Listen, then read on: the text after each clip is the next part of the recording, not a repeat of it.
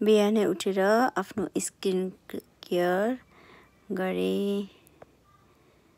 त्यसपछि हल्का हाफ काजल लगाए अनि रेडी भए म चाहिँ। हस्बेन्डको छुट्टी चाहिँ हस्पिटल डक्टरकोमा जान्थे हो।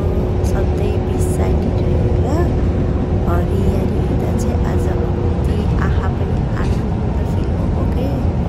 मेरो आज स्किन केयर डक्टरकोमा अपोइन्टमेन्ट थियो अनि हस्बेन्डसँग जाँदै हो।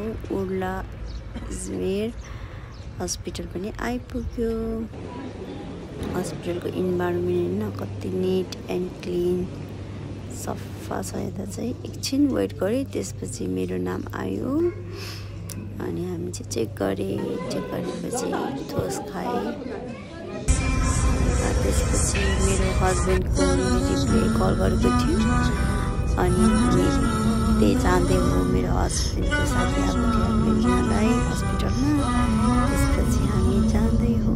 अन द वे बाटोमा घुम्ने अनि त्यहीँबाट जाने भनेर डिसाइड गरेँ। अनि हस्बेन्डले आज एक दिनको छुट्टीमा पनि धेरै काम गरेँ। लेडिज आइटम्सहरू पाइन्छ,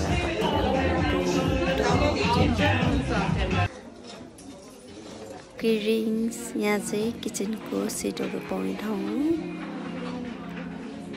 मैले पनि आफूलाई आवश्यकता पर्नेहरू सामानहरू लिएँ यहाँबाट।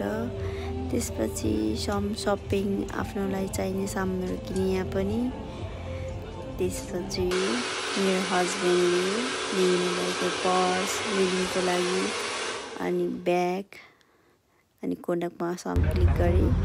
त्यसपछि ट्रेन आइरहेको रहेछ, ट्रेनको पनि पिक्चर खिचेँ।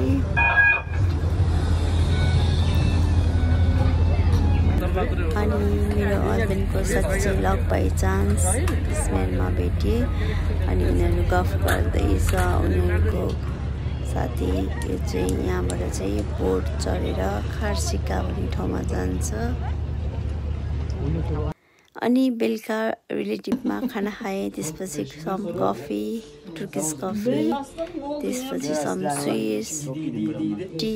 यहाँ चाहिँ खानापछि यस्तै डिसहरू खान्छ। रातिको 11:30तिर चाहिँ घर फर्क्यो हामी। मेबी हामी चाहिँ अन द वे जाँदै हो।